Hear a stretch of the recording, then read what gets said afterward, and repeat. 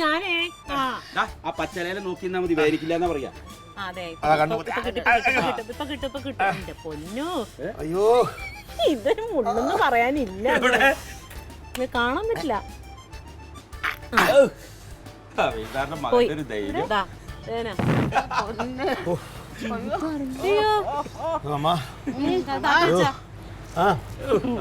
മകൻ നമത്തിയൊക്കെ ചൂടൊക്കെയല്ലമ്മ. പിന്നെ ഒരു കാര്യം ചെയ്യാം, ഇടി എവനെ വിളിച്ചു കൊണ്ടുപോയാ അടുപ്പ് കല്ലിൽ ഒന്ന് ചവിട്ടിക്ക് ഒരു ഉപ്പ് കല്ലും വെച്ച് ഇതെല്ലാം അമർത്തി അങ്ങ് ചവിട്ടിയാ ഇപ്പൊ കുഴപ്പമില്ല.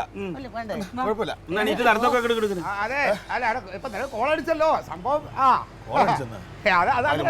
ചെലവുണ്ട് ചെലവുണ്ട് ചെലവുണ്ട് ചെലവ്. അങ്ങനെയൊന്നും വിടുമെന്ന് വിചാരിക്കണ്ട. ആദ്യത്തതേ നടത്തിയില്ല.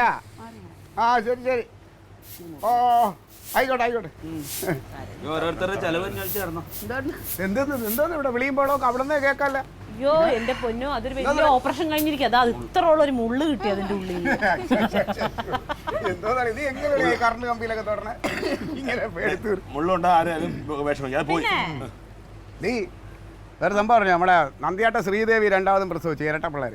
ശ്രീദേവി എന്ന് പറഞ്ഞാല് നമ്മുടെ മറ്റേ ഡ്രൈവറിലെ സ്കൂൾ ബസ് ഓടിക്കുന്ന സുഭാഷിന്റെ ഭാര്യ. സതീശന്റെ പെങ്ങള്. അവന് പണ്ട് കല്യാണം ആലോചിച്ച പെണ്ണ്. 10ക്ക് 10 പൊരുത്തമായിരുന്നു. ശുദ്ധ ജാതകം. അപ്പാണ് എന്റെ അളിയന് മൂക്ക് വലുതായി പോയി. അയ്യോ എന്നിട്ട് കെട്ടിക്കൊണ്ടു നിൽക്കുന്ന ആളുടെ മൂക്ക് നോക്ക്.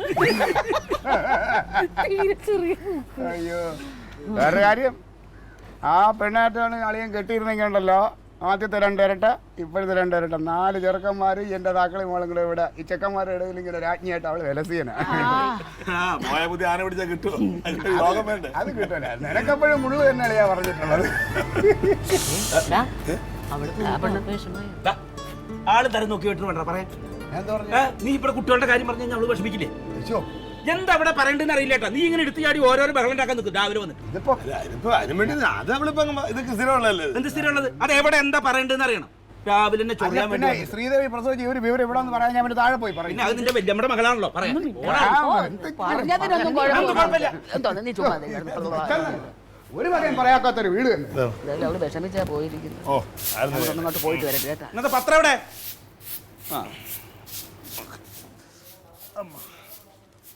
കഴിഞ്ഞ അല്ല മുള്ളില്ലാന്ന് പറഞ്ഞ മുള്ളൊക്കെ പോയി. വിളിച്ചെഴുന്നേക്കാൻ കടുവയെ കിടുവ പിടിക്കുന്നേ